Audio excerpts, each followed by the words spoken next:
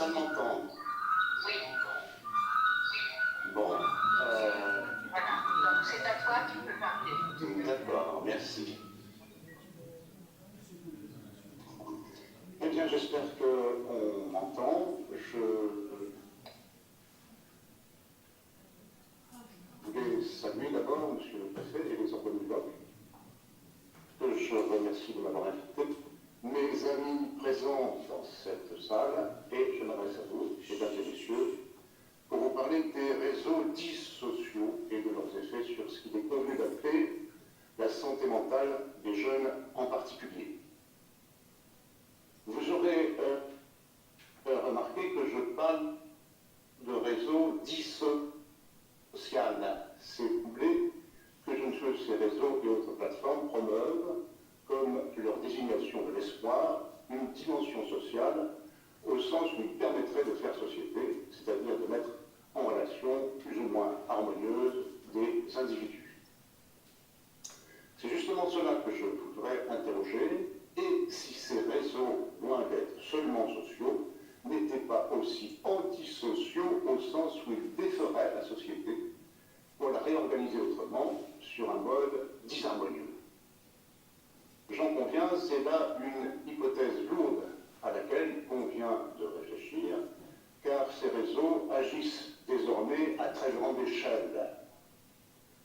Ce sont les faits des flux immenses qui sont concernés, puisque cela ne fonctionne plus au plan local ni même national, mais mondial. Ainsi, en 2022, Facebook comptait près de 3 milliards d'utilisateurs actifs mensuels dans le monde, dont 37%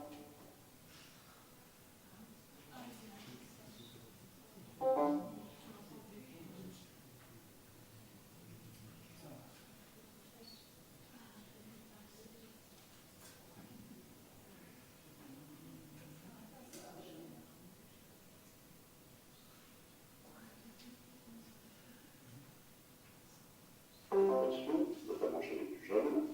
Cette durée peut atteindre jusqu'à 10 heures. Étant donné donc leur considérable impact, c'est un immense enjeu d'anthropologie sociale que de comprendre comment fonctionnent les réseaux sociaux et quels sont leurs effets sur le psychisme des individus dans ces deux principales modalités, c'est-à-dire la subjectivation, devenir soi, et la socialisation, vivre avec les autres. Or, le déficit de savoir en ce domaine est abyssal. Il n'existe que très peu d'études approfondies menées par des psychanalystes dans l'esprit de ce qui avait été l'esprit de Freud quand il a étudié en 1921 dans Psychologie collective et Analyse du moi les formes de lien social alors créées par l'Église et l'armée. Si ces analyses de Freud, aussi excellentes soient-elles, ne nous sont plus guère utiles pour comprendre le nouveau type de lien social institué par les réseaux, c'est qu'elles concernent ce qu'il appelle les foules conventionnelles, relativement anciennes, c'est-à-dire celles où il y a un chef. Freud prend soin de préciser dans le chapitre 6, venant en conclusion de cette analyse, ce qu'il resterait à étudier. Je cite, « Il y aurait à examiner de près la différence entre les foules ayant un chef et celles sans chef. » Mais Freud s'arrête là. Or là, c'est aussi là où commence l'empire des réseaux sociaux actuels, comme tel sans chef, du moins sans chef apparent, puisque chaque usager peut, semble-t-il, dire ce qu'il veut. Et là, on ne sait rien ou si peu. Bref, on ne sait pas comment les réseaux socialisent ou les socialisent. Face à ce déficit d'analyse, je vais donc entreprendre de montrer comment ces réseaux et plateformes, proposant apparemment une communication libre et sans limite, débouchent si souvent sur la haine de l'autre, c'est-à-dire sur la haine en ligne qui finit par déborder et envahir les relations réelles. Pour le comprendre, il faut partir du fait qu'ils fonctionnent comme des industries exploitant ce qu'on appelle l'attention. Il s'est ainsi créé une économie de l'attention où l'on peut, comme dans toute économie, identifier une source et une façon d'exploiter. La source tient à ce que tout individu normalement constitué s'intéresse à certaines informations qui lui parviennent plutôt qu'à d'autres. Avant, ce à quoi il s'intéressait ne regardait guère que lui et ceux, par exemple ses parents, ses éducateurs, les autorités morales et religieuses, qui entendaient filtrer ce qu'il voyait, mais depuis une vingtaine d'années, certaines entreprises, celles de l'économie numérique, se sont avisées qu'elles pouvaient, dans un contexte où l'information devenait abondante et les sollicitations constantes, capter et valoriser au sens économique de créer de la valeur, cette attention humaine.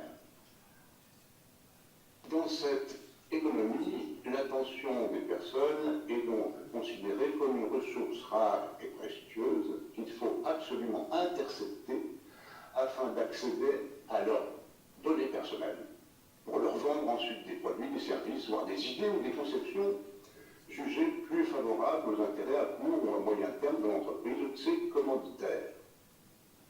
Et c'est là, dès le captage de l'attention, qu'apparaît la question de la haine.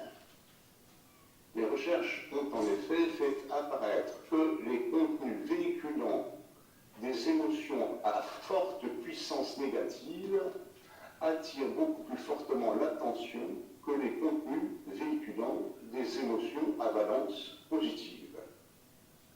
Ainsi, les informations qui suscitent la colère, l'indignation ou le dégoût sont parmi celles qui retiennent le plus efficacement l'attention. Les réseaux les valoriseront donc, puisqu'ils rapportent plus aux annonceurs.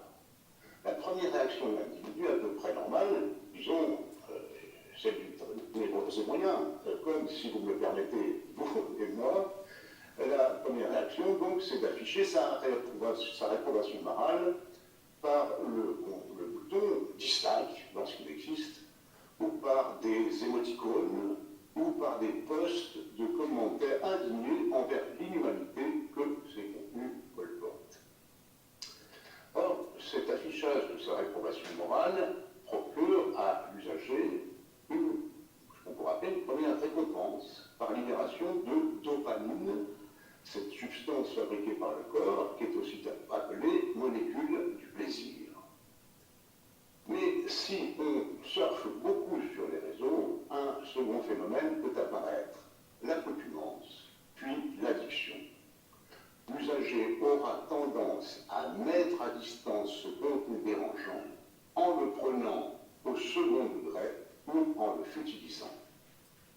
Ça produit un rire. Et ce rire produit un second shoot de dopamine.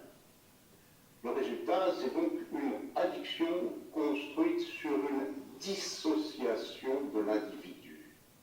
Dissociation, cela veut dire qu'une partie du sujet s'ingénie à ignorer ce que l'autre ressent. Et il y a ici dissociation, puisque, après avoir joué en tant que névrosé qui affiche sa réprobation vis-à-vis de ses contenus violents, l'usager jouira une seconde fois en tant que névrosé qui s'identifiera pour rire à un pervers faisant subir des violences à un autre individu. En somme, on se retrouve comme au guignol. D'abord, on retrouve le méchant, et ensuite, on se met en scène en agissant comme lui pour rire. Quand on pense aux pranks, les pranks, ce sont des vidéos qui suscitent des millions de vues où l'on rit de la souffrance d'autrui. Donc, quand on pense à ces pranks extrêmes sur les réseaux sociaux, d'abord, on ne comprend pas pourquoi un public si large peut prendre plaisir à regarder ces humiliations. Est-ce que tout le monde serait uniquement devenu pervers et cruel? Eh bien non, c'est un processus progressif qui s'explique par la notion de dissociation dont je viens de parler. Cette notion permet de comprendre comment les réseaux sociaux peuvent transformer le dégoût initial en plaisir relatif. Prenez par exemple le réseau 4chan. Il en existe d'autres maintenant, comme 8chan. 4chan, c'est un réseau que, par exemple, Elon Musk adore et dont il a fait un modèle pour X, ex-Twitter. 4chan, donc, s'est spécialisé dans les discussions politiquement incorrectes.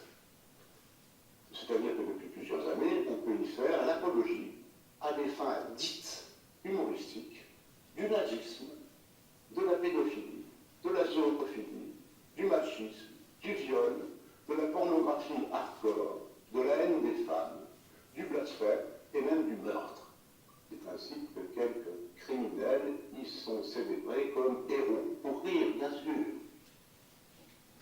Or, le nouveau venu sur ce site, fasciné par cette violence, est invité à remiser son dégoût et, comme dit dans le jargon, à lurker, c'est-à-dire à rester un consommateur passif pendant un certain temps. Pourquoi? Eh bien, c'est afin d'assimiler la culture du site et de comprendre, toujours avec des guillemets, son humour. En somme, on part du dégoût pour arriver au plaisir, ce qui met en jeu une véritable propédeutique, car il n'est pas anodin de jouer aux meurtriers, aux violeurs, aux nazis ou aux persécuteurs, par exemple comme ceux qui se sont amusés au détriment de JP, Jean Permanov, jusqu'à sa mort, il y a un mois, en direct sur le réseau Kik. En effet, quand on fait comme si, on finit par prendre certains traits du meurtrier, du violeur, du nazi ou du harceleur. C'est donc tout sauf innocent le simple fait d'en rire ou de prendre plaisir à jouer avec ces traits permet en effet qu'un certain sadisme se mette alors en place. Ce qui est en jeu, c'est donc, je le répète, un mécanisme d'addiction qui repose sur deux jouissances.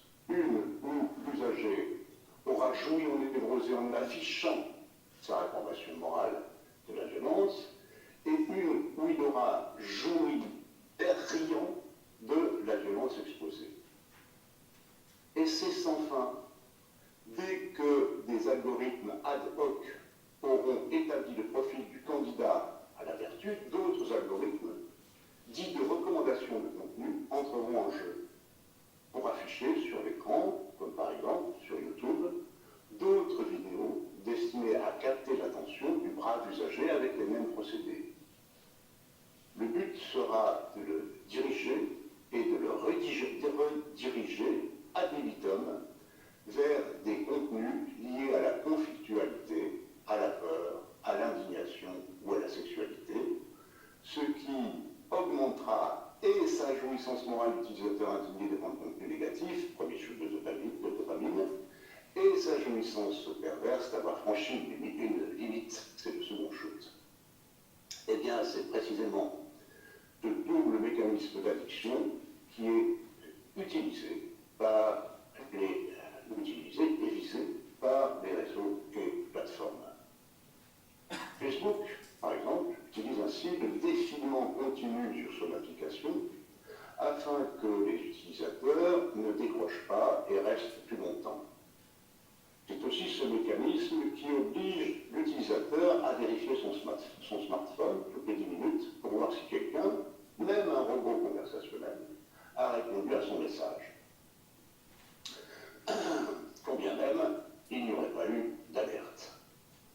Faute de réponse, faute de message, le cerveau en manque, commande aux glandes surrénales de produire du cortisol, ce qui a pour effet de mettre en tension le dit utilisateur, poussé à se calmer en cherchant du contenu qui lui procurera de nouveau son double shoot de dopamine. Eh bien, tout ce processus décrit ce qu'on appelle le brain hacking, ou le brain hijacking, c'est-à-dire le détournement ou le piratage de cerveau, désormais pratiqué à grande. Ce phénomène a été bien décrit par quelqu'un qui s'appelle Tristan Harris. C'est un ancien de Google, qui est cofondateur du Center for Human Technology, qui explique comment le smartphone fonctionne désormais comme une gigantesque, dit-il, machine à sous, qui accueille tous ces usagers qui, plus jeunes, ont eu souvent d'autres horizons que les jeux vidéo et se trouvent mûrs pour entrer dans les grands troupeaux virtuels des addictés au réseau qui pourront être guidés là où on veut qu'ils aillent. Je dis addictés car il leur faudra toujours jouer ou regarder une dernière fois pour voir. Ou il leur faudra sans cesse scroller, c'est-à-dire faire défiler les écrans, sinon ils risqueraient de rater de nouveaux messages, y compris ceux qu'envoient en masse les chatbots. Ils risqueraient de rater de nouvelles mini-vidéos, de nouveaux likes, de nouvelles informations, de nouvelles occasions de jouir un coup vite fait après avoir montré leur moralité face à des messages négatifs. Il y a un neuroscientifique qui s'appelle Ramsey Brown qui dirigeait Dopamine Labs. Le nom en dit non, c'est une start-up californienne spécialisée justement dans le brain hacking. Il expliquait ainsi qu'un développeur, je cite, un développeur qui comprend comment fonctionne le cerveau, sait comment écrire un code qui permettra au cerveau de faire certaines choses. Il s'agit donc de prendre possession du cerveau de l'utilisateur pour le forcer à rester le plus longtemps possible face à son écran.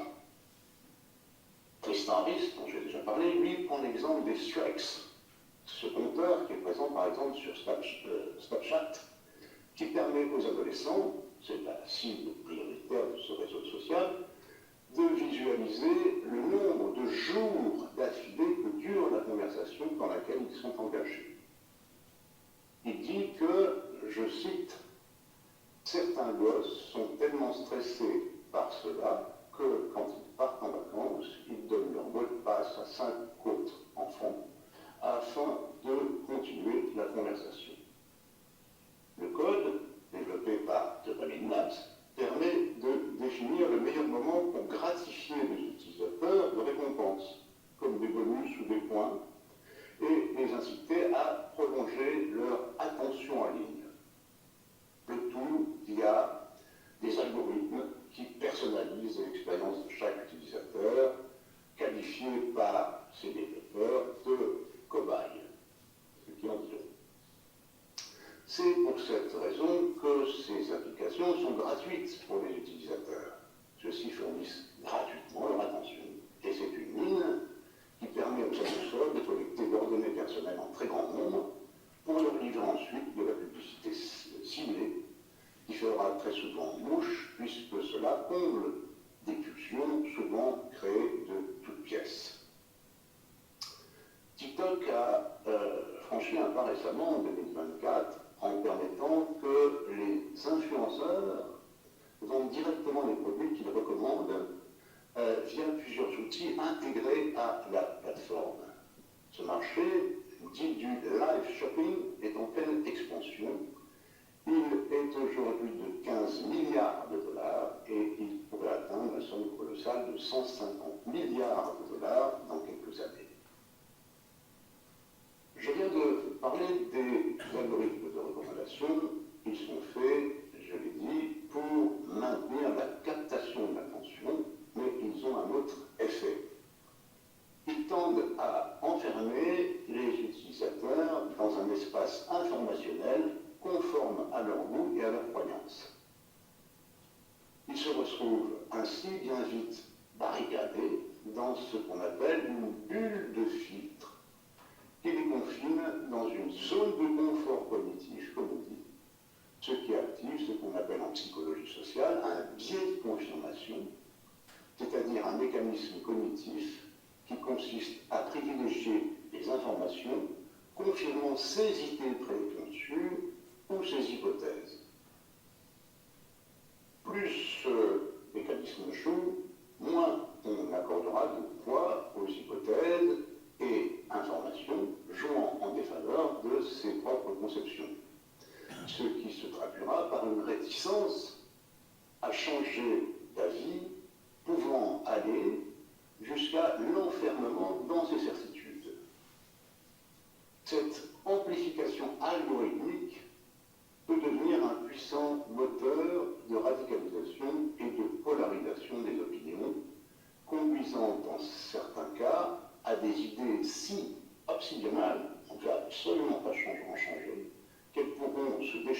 contre ceux qui ne partagent pas ces idées. On pourrait nommer ce phénomène la bubolisation des esprits, l'enfermement dans sa bulle. Cette bubolisation peut se faire à un, soit seul, ou à plusieurs. Dans ce cas, on aboutit alors à des ghettos de même. J'entends par là la constitution de groupes Internet qui partagent férocement le même caractère, souvent unique, brandi contre d'autres groupes qui exhibent et se revendiquent d'un autre trait, tous ensemble créant un buzz hautement cacophonique. Du coup, on se dispense de parler ou de se parler selon un discours construit et argumenté, chacun son tour, et on brandit un trait supposé certifier son identité. Cela a contribué à la destruction des deux grandes modalités d'accès au symbolique en général et au discours en particulier, la subjectivation et la socialisation.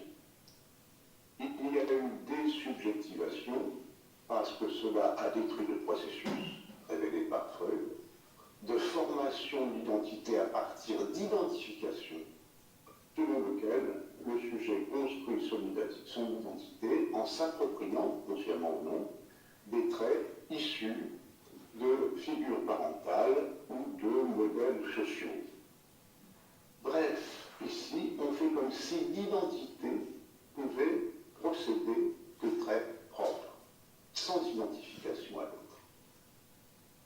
C'est ainsi qu'on se retrouve avec une quantité de groupes de mêmes personnes, ayant les mêmes avis, chacun ayant justement ce qu'on appelle son même, c'est-à-dire une image M-E, accent grave M-E, c'est-à-dire une image, se voulant satirique ou humoristique, mais le plus souvent très enfantine, supposée résumer ou exprimer son trait propre.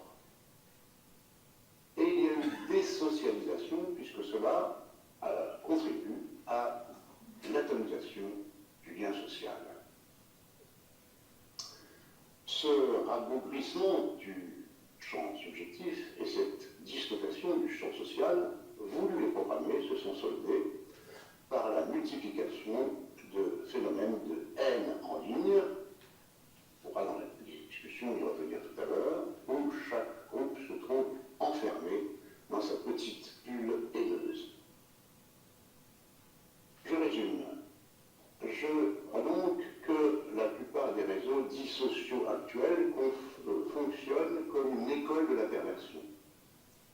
En effet, le marché de l'attention diffuse des contenus négatifs pour attraper l'usager, premièrement invité à réagir pour montrer sa supposée bonne moralité, mais deuxièmement qui va se trouver addicté en s'identifiant pour rire à un pervers faisant subir des violences à un autre individu, pendant que, troisièmement, les algorithmes de recommandation vont progressivement l'enfermer dans des certitudes qu'il va défendre de façon de plus en plus agressive et violente à l'égard d'autrui.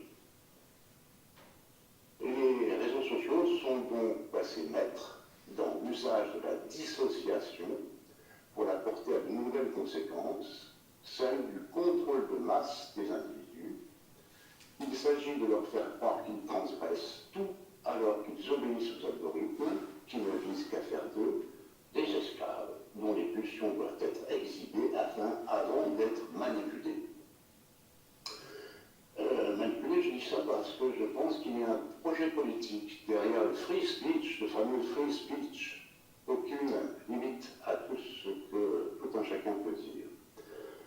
Ce free speech qui est défendu par Elon Musk et qui a été défendu jusqu'en Europe par le vice-président des États-Unis, J.D. Vance. Moralité, et je terminerai là-dessus, si tu mets le doigt dans l'engrenage, même gentiment, c'est ton cerveau qui sera hacké et tu te retrouveras mis en coupe réglée pour hurler tes vérités idiotes contre d'autres jusqu'à devoir les buter. Voilà ce que je voulais vous dire. On pourra aborder dans la discussion les moyens de se prémunir contre ce fonctionnement. Je vous remercie.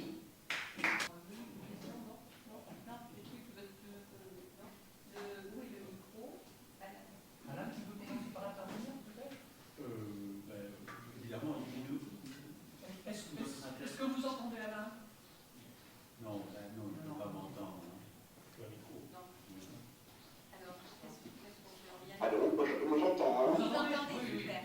Alain, si tu veux. Oui, mais j'entends. Oui.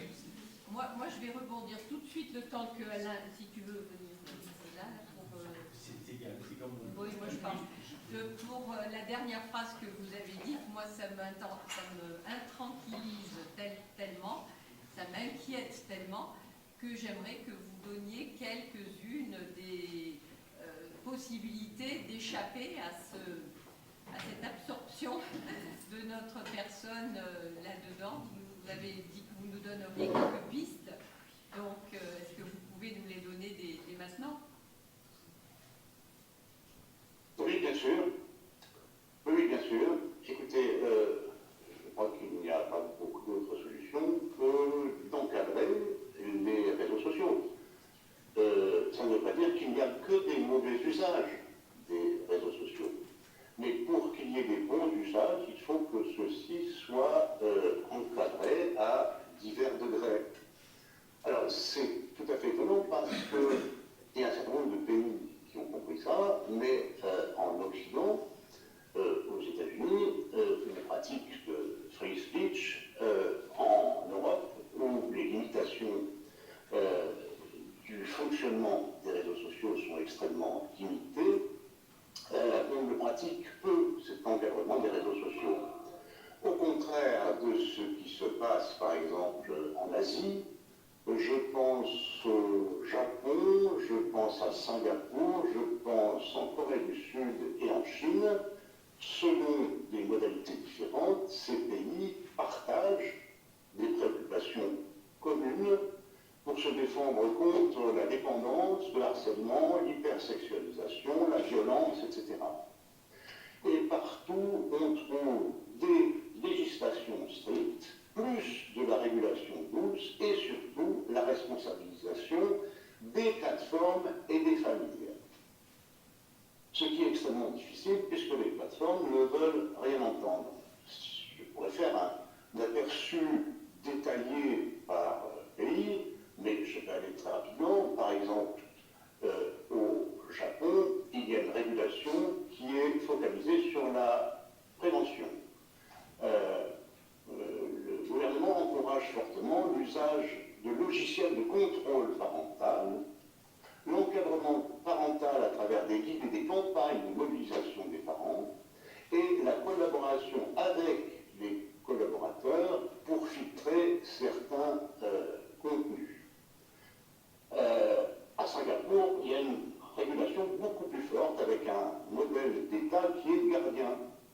Le gouvernement promeut l'utilisation saine et morale d'Internet dans la continuité de ce qu'on appelle les valeurs asiatiques. On entend par valeurs asiatiques ces valeurs qui mettent au premier plan le collectif et non pas simplement la défense des libertés individuelles. Il y a aussi une dimension collective qui doit être maintenue. Donc il y a des régulations de contenus numériques, il y a des contenus éducatifs nationaux qui abordent la question du respect en ligne, la gestion de la dépendance que cela entraîne, comme j'ai parlé, et la sensibilisation au harcèlement et à la désinformation. Tout cela avec des mesures qui sont simples à mettre en place, qui existaient auparavant mais qui n'existent plus de moins en moins maintenant, qui sont par exemple le fact-checking, le contrôle des faits, de façon à ce qu'on ne puisse pas diffuser des faux contenus violents pour accrocher l'usager avec ces contenus qui sont, pour un certain nombre, inventés de toutes pièces. En Corée du Sud également, elle est très active dans la protection des mineurs en ligne. Il y a des lois contre le harcèlement numérique, contre les crimes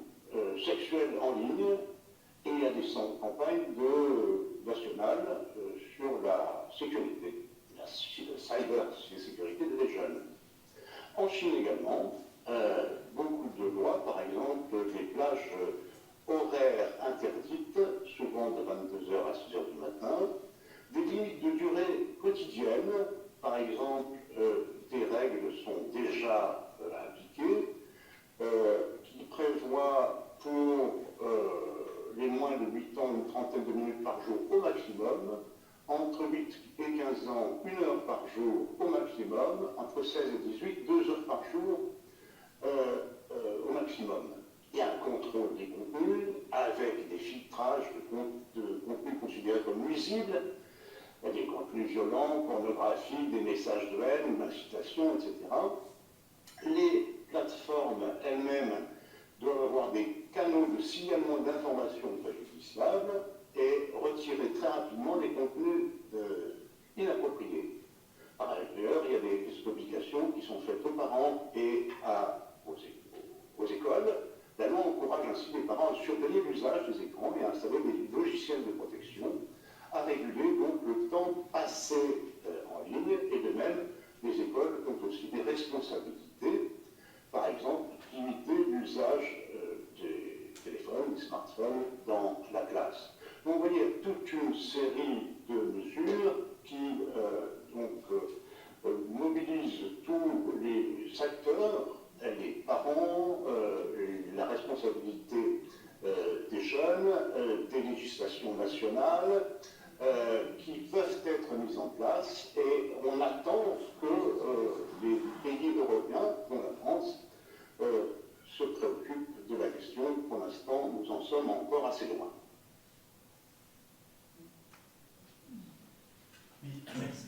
Merci pour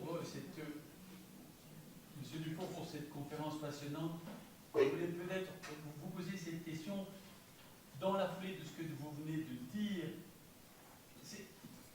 Cette prise de conscience des conséquences très très délétères sur les jeunes, en particulier du mésusage des réseaux sociaux, est de plus en plus partagée par des parents qui font état de leur désarroi, par des observateurs comme vous-même d'ailleurs.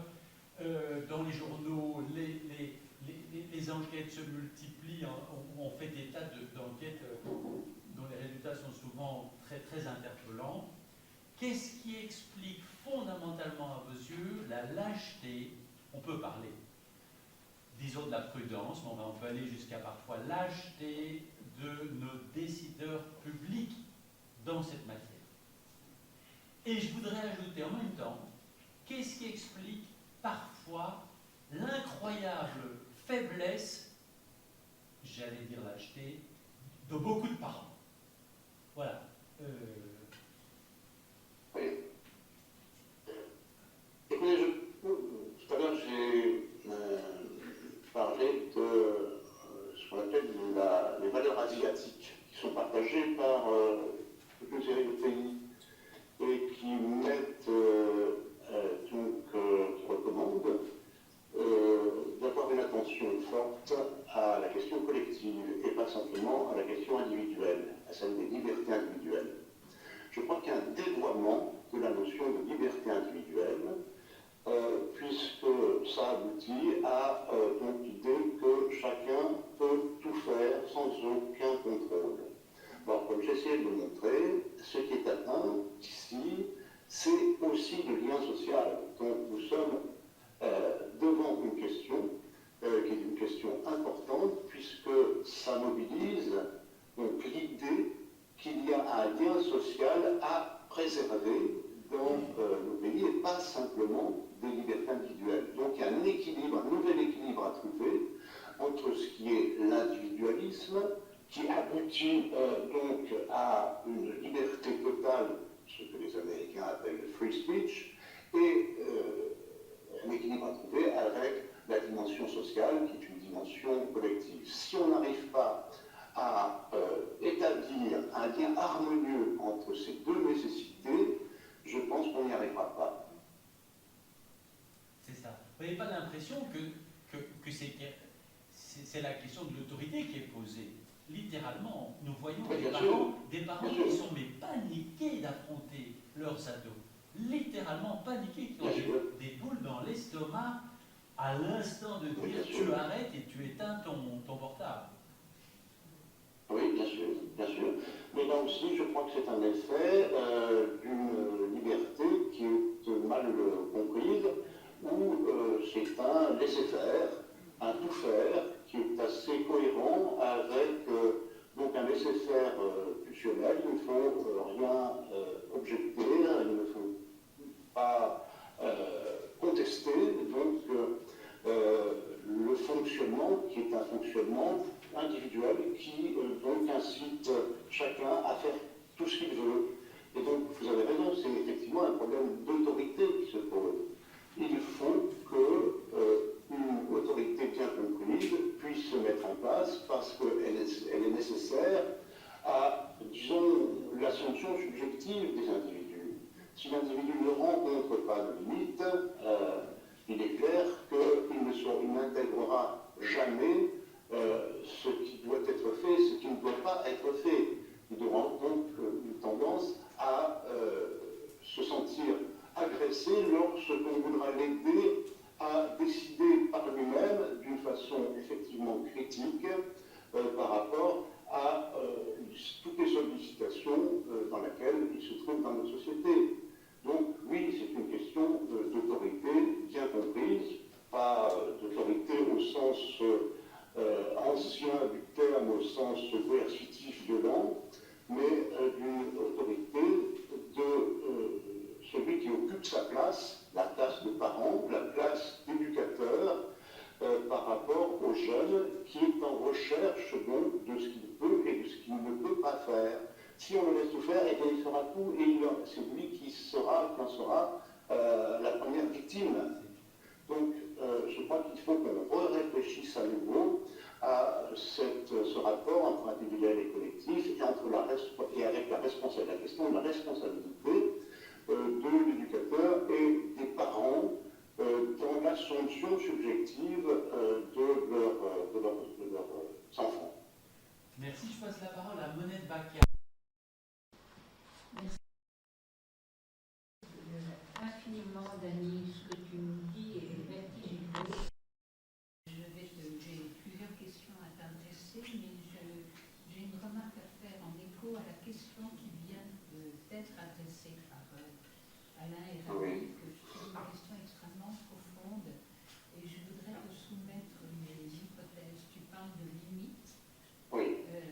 Une limite d'exercice de l'autorité, encore faut-il la fonder, et on ne peut que relever que cette question de la limite, nous la vivons à une immense crise des fondements dans le monde occidental. Ce sera l'objet de beaucoup d'échanges demain. Mais par ailleurs,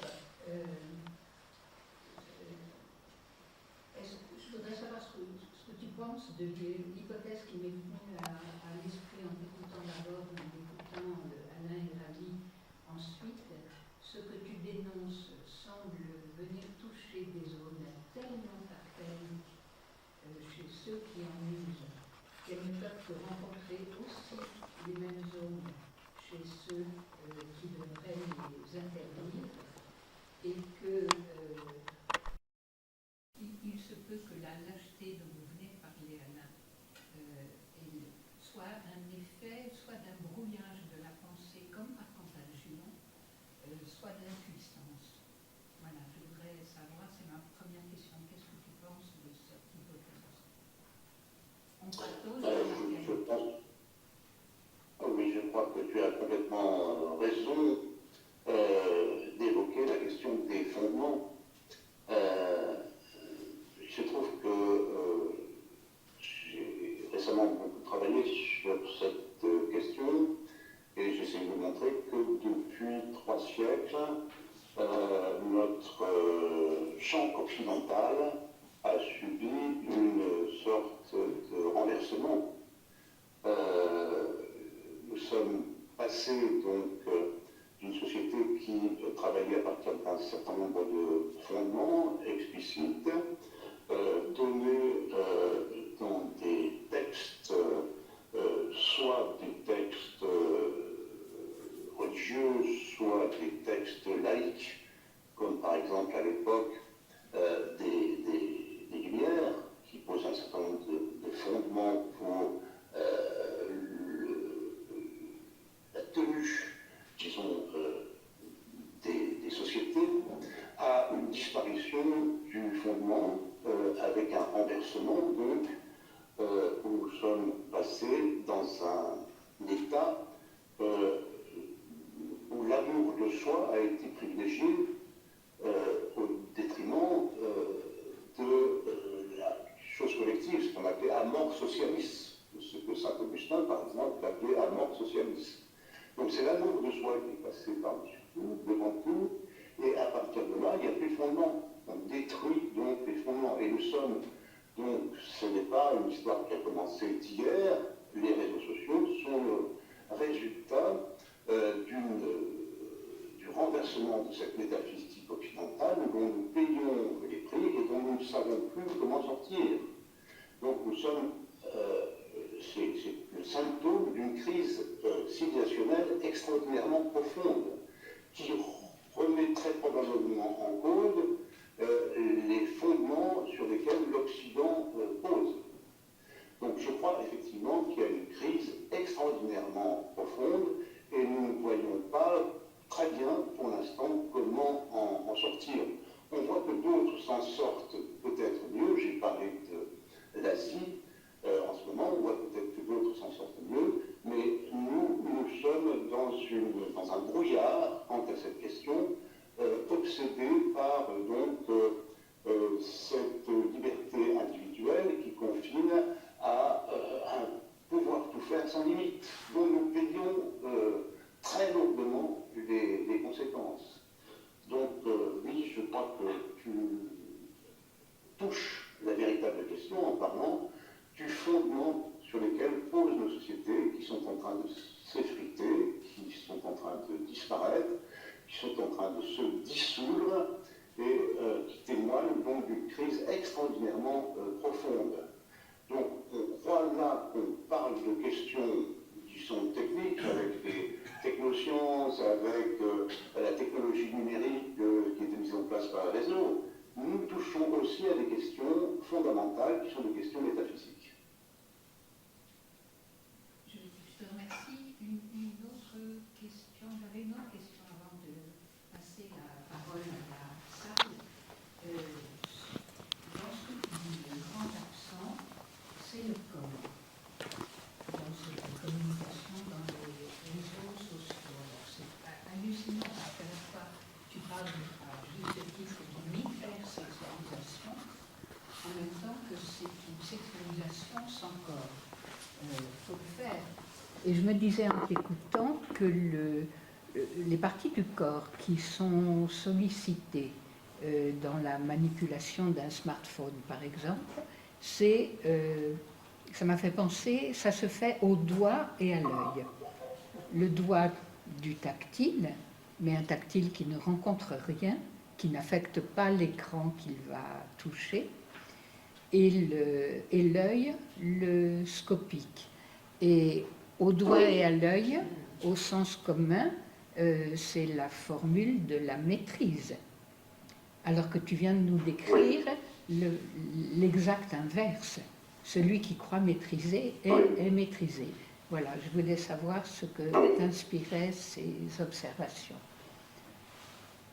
Mais écoute, là encore, je te suis parfaitement parce que nous sommes dans une virtualisation des rapports.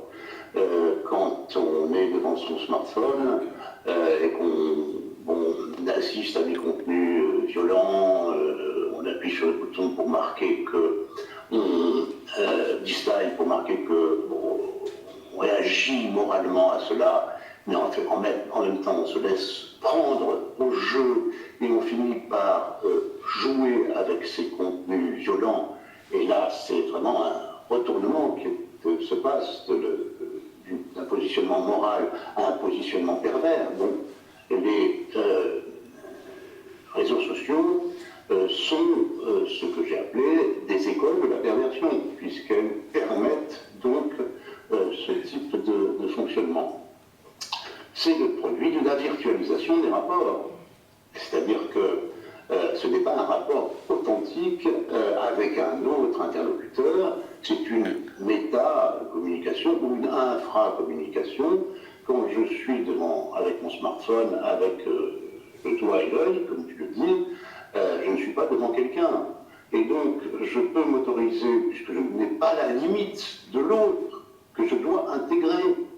Donc, je peux m'autoriser tout ce que je veux. Je suis un maître imaginaire du monde seul, devant le monde, seul devant mon smartphone, sans la présence physique de l'autre, qui est déjà une limitation par rapport à ce que je peux faire. Parce que quand je suis devant effectivement quelqu'un, je suis obligé d'intégrer un certain nombre de limites, sinon l'autre va réagir. Et s'il réagit, donc je risque d'entrer dans un conflit violent avec lui, et comme cela se met en place des modes de régulation quand il s'agit de rapports réels. Mais quand il s'agit de rapports virtuels, alors tout devient imaginairement possible. Donc il n'y a plus de corps, sauf lorsque le corps revient par l'intermédiaire de cette production de dopamine qui est recherchée par les algorithmes pour donc attraper et capturer les usagers dans leur fonctionnement, et ça fonctionne comme une drogue interne. Donc je développe tout seul, sans l'autre, ma propre drogue. Et c'est comme ça que je me laisse prendre et je me laisse addicter dans le fonctionnement des réseaux. Et donc ça se passe effectivement où je suis tout seul, imaginairement, maître du monde.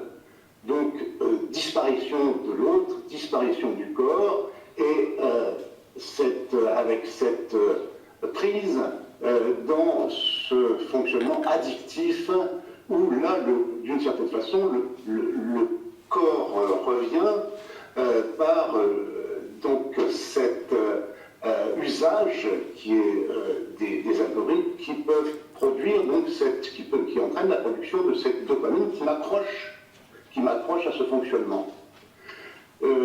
Donc, voilà, nous sommes devant une virtualisation, une disparition de l'autre, et quand je rencontre effectivement l'autre, parce qu'il m'arrive de ressortir dans le social, je ne sais plus comment agir avec lui. Parce que j'ai été éduqué dans cette virtualisation où je pouvais tout faire. Donc quand je retrouve effectivement l'autre, je ne sais plus comment agir avec lui. Et là, ça risque de tourner mal à chaque instant, puisque je n'ai plus intégré les codes de décence sociale qui me permettent d'interagir à peu près normalement avec les autres. Ils sont perdus, ces codes de décence sociale, ce qu'on appelle common decency. C'est cette décence commune qui fait que, en principe, d'emblée, je sais ce qu'il faut faire ou ce qu'il ne faut pas faire pour pouvoir m'orienter socialement avec les autres. Eh bien, ces codes-là de décence sociale, je les perds parce que je suis dans ce rapport de virtualisation et d'isolement par rapport à des contemporains. Donc, ça touche vraiment des questions très très graves par rapport à la modalité subjective de subjectivation et par rapport à la question de la socialisation dont j'ai essayé de parler dans mon exposé. Voilà. Merci. Je crois qu'il nous reste quand même encore 10 minutes. Hein. Voilà. Il nous reste 10 minutes pour accueillir l'une ou l'autre question de la salle. Donc je me tourne vers le public qui veut intervenir, faire un commentaire. Je n'ai pas de questions, j'ai quelques commentaires simplement. Vous entendez? Je ne sais pas. Pas bien. Je vais causer le plus fort possible, mais ça va m'épuiser. Le micro, il est de ce côté-là. Ah, donc alors on peut tourner alors. On va essayer. On va essayer de tourner pour augmenter les chances. Alors, essayez de tourner. Si je n'entends pas, vous me répétez simplement. Ça, tout à fait. Vas-y. Non, simplement comme commentaire, je disais que vous venez de parler du corps à l'instant et de son intervention dans tous ces phénomènes. Moi, je suis médecin et j'avais l'habitude de travailler beaucoup avec les gens et leur corps, effectivement. Et ce qui me surprend un petit peu, c'est qu'on est en train de dire, et à juste titre, que ça déclenche des maladies, une instabilité psychique, etc., et des travers qui apparaissent avec cette dépendance aux écrans. Donc on est dans quelque chose comme l'addiction au tabac, aux drogues, aux choses comme ça. Et j'allais dire, en tant que médecin, aux médicaments, c'est un peu le problème de l'automédication qui fait qu'il y a des gens qui prennent sans arrêt des choses alors qu'ils ne devraient pas, parce qu'ils ne sont pas conseillés. Mais disons que pour l'instant du moins, en ce qui concerne la médication, c'est soumis à une autorité qui est, entre autres, le Conseil de l'Ordre, les différents conseils qui existent, et en particulier à un niveau international, à l'OMS.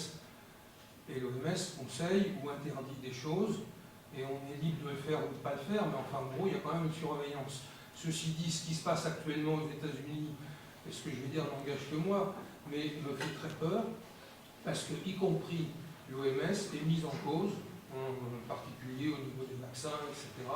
Et je pense que là, c'est un recul épouvantable qui va nous faire basculer dans des choses beaucoup plus compliquées. Il suffit de voir les cas de rougeole qu'il y a maintenant aux États-Unis déjà, alors qu'il n'y en avait plus depuis bien longtemps. Donc ça, si vous voulez, je suis... est-ce qu'il ne faudrait pas imaginer un système un peu voisin de l'OMS, à condition qu'il soit décisionnel, plus que l'ONU par exemple, à qui on reproche beaucoup de choses en ce moment, et qui permettrait d'exercer un contrôle, de dire, non, les écrans, pas question justement, ou sur ordonnance, si j'ose dire, un petit peu comme ce qui se passe dans la médication, dans le monde médical, parce que là, on est en train de déraper complètement, au grand saint nom, comme vous le disiez, de la liberté d'expression, ce qui est, à mon avis, un très faux problème. Le problème n'est plus sérieux que ça. Je suis désolé, je suis un peu long. Monsieur Dufault, vous avez entendu la question? Je n'ai pas tout bien suivi, mais je pense avoir saisi de l'essentiel. Donc là encore, c'est la question d'une autorité qui se pose. C'est d'une autorité qui pourrait réguler les usages. Or, donc c'est à nouveau une question importante et décisive à laquelle on n'ose pas faire face, parce que dès qu'on parle d'autorité, on confond avec un autoritarisme arbitraire qui pourrait bloquer les desiderata des individus et donc entraîner des formes de répression. Donc vous voyez, c'est compliqué cette histoire d'autorité, d'autant que les réseaux sociaux sont d'une puissance telle, avec une puissance de frappe. Vous avez vu les chiffres que j'ai cités pour Facebook, c'est plus de 3 milliards d'individus. C'est une des principales capitalisations boursières du monde. Donc c'est une puissance économique, une puissance financière, une puissance, c'est une forte frappe sur des mentalités extrêmement puissantes, et donc qui fait que ceux qui pourraient exercer cette autorité, c'est-à-dire des pouvoirs politiques, souvent n'osent pas, reculent devant cette puissance, parce qu'ils n'ont pas nécessairement les moyens de le faire. La question se pose en Europe, c'est-à-dire en Europe, c'est au niveau européen que se poserait la question des limitations et des bons usages des réseaux sociaux. On a la force suffisante, la culture, les études suffisantes pour maintenant agir sur ces questions, et on ne le fait pas, on ne le fait qu'à reculons.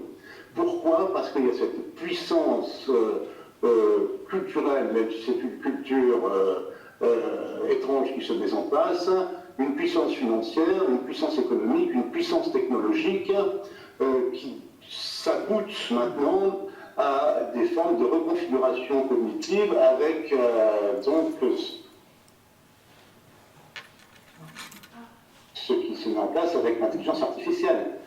Donc, vous voyez, quand par exemple Elon Musk ou J.D. Vance, le vice-président des États-Unis, viennent prêcher le free speech, en fait, ce qu'ils veulent, c'est que les individus soient totalement désinhibés. Ils peuvent jouer aux nazis, ils peuvent jouer aux harceleurs, ils peuvent jouer aux meurtriers, c'est pour rire.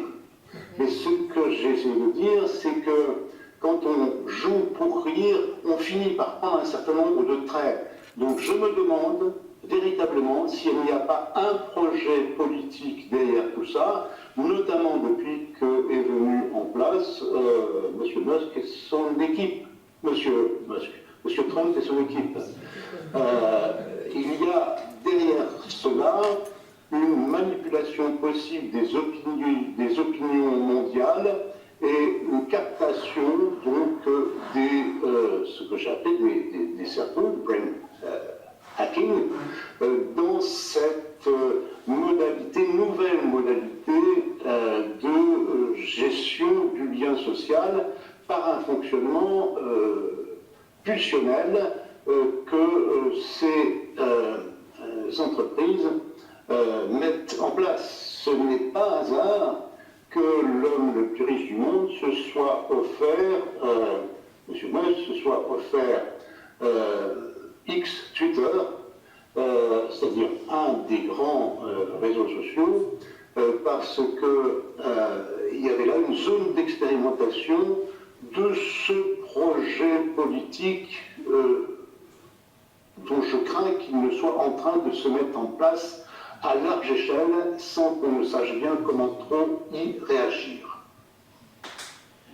Merci. Peut-être une dernière question, hein.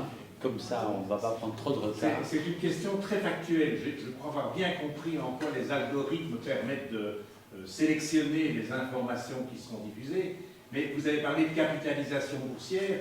Est-ce que vous pourriez nous expliquer un tout petit peu qui finance tout cela? Parce que vous avez fait état donc de la publicité, donc nos données personnelles seraient transmises, mais à qui exactement? Et quelles sont ces firmes qui derrière, comment dirais-je, les plateformes permettent de les financer et de s'enrichir de manière exponentielle? Et est-ce que là, il n'y a pas quelque chose qui peut être fait par rapport à ces entreprises qui financeraient tout cela? Quelles sont-elles, ces entreprises?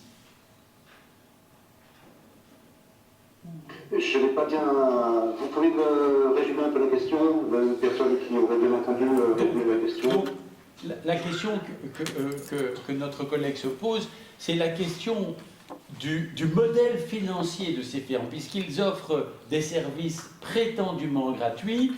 On sait qu'on vend nos données personnelles, que nos données personnelles, en même temps que nous bénéficions de cette gratuité, deviennent des marchandises à l'état pur. Mais les marchandises, pour qui? Qui paye ça? Quelles sont ces entreprises qui mobilisent toutes nos données personnelles et avec quels gains fondamentaux? Voilà, hein, je pense que... Et est-ce qu'il n'y a pas moyen de travailler? Et est-ce qu'on ne peut pas attaquer là? On ne peut pas finalement attaquer à travers le modèle économique et celui singulièrement de ces utilisateurs de nos données personnelles? Oui. Je pense avoir indiqué que ce qui se mettait en place, c'était une économie de l'attention.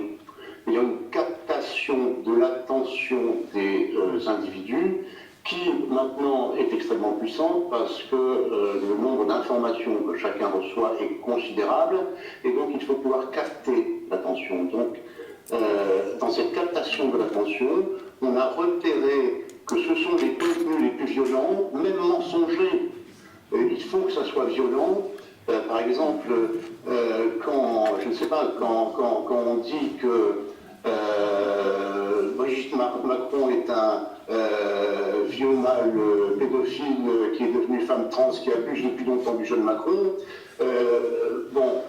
comme ça se dit sur les réseaux sociaux, on construit sous une forme extraordinairement grossière quelque chose qui est une information lourde et violente. Donc on peut inventer n'importe quoi pour capter l'attention. Et donc une fois que cette attention est captée, elle peut être capitalisée. Elle peut être capitalisée parce que dans cette captation, ce sont les données personnelles qui sont extraites, pompées, etc. Et vous avez dit vendues, les données personnelles vendues. Elles ne sont pas vendues les données, elles sont prises, elles sont volées. Elles sont volées aux individus et c'est par ces données personnelles que leur sont revendues toute une série de produits, d'opinions, de publicités qui accompagnent donc les diffusions de ces contenus violents qui apparaissent comme ça au milieu de l'écran subitement en cours d'usage de ces réseaux sociaux. Donc il y a véritablement là un régime économique qui s'est mis en place et financier qui s'est mis en place à partir d'une industrie nouvelle qui est l'économie de l'attention et qui a créé ces immenses capitalisations boursières qu'on ne sait plus contrôler et qui ont acquis une puissance de frappe, de captation et une puissance politique pour échapper à toute une série de formes de régulation. Et ce n'est pas ce qui s'est mis en place aux États-Unis depuis que M. Trump est arrivé au pouvoir qui va permettre de limiter cette puissance. Donc là, véritablement, j'en appelle à une conscience européenne pour que quelque chose donc au niveau européen se mette en place pour contrer il faut quand même un seuil critique de puissance, et je crois que si les États n'ont pas, un groupe d'États comme l'Europe peut l'avoir pour opposer à ce fonctionnement des usages beaucoup plus régulés. C'est possible. Par exemple, vous avez un réseau social qui s'appelle Mastodon, qui pratique le fact-checking, qui pratique donc toute une série de contrôles de l'information et qui ne fonctionne pas sur ces contenus et qui fait donc qu'ils peuvent fonctionner effectivement comme réseau d'information et qui peuvent être utiles au plus grand nombre. Mais là, ce sont des usages pervers qui se sont mis en place et vous pensez bien que ces usages pervers ne vont pas se laisser déposséder de ce qu'ils gagnent avec le fonctionnement qu'ils ont mis en place. Ils vont tout faire pour pouvoir le prolonger, pour pouvoir le pérenniser et pour pouvoir l'élargir à un nombre toujours plus grand jusqu'à ce que les gens, maintenant c'est 10% des gens qui regardent jusqu'à 10 heures par jour les réseaux sociaux, jusqu'à ce que ça soit pas 10% mais 20, 30, 40, 50%, et donc qui vont créer ces effets extraordinairement délétères dans le fonctionnement social et dans le fonctionnement des subjectivités. Donc là, il faut une puissance qui est un seuil critique, et je pense que seule l'Europe, les pays d'Asie réussissent assez bien. Pourquoi en Europe on ne réussirait pas? Donc je voudrais au moins terminer sur cette petit horizon d'espoir par rapport à ceux qui pourraient modérer un peu cette puissance, cette déferlante dans laquelle nous sommes pris et par rapport à laquelle nous ne savons pas très bien comment réagir. Eh bien, merci beaucoup, Dany Robert Dufour. On vous a bien fait.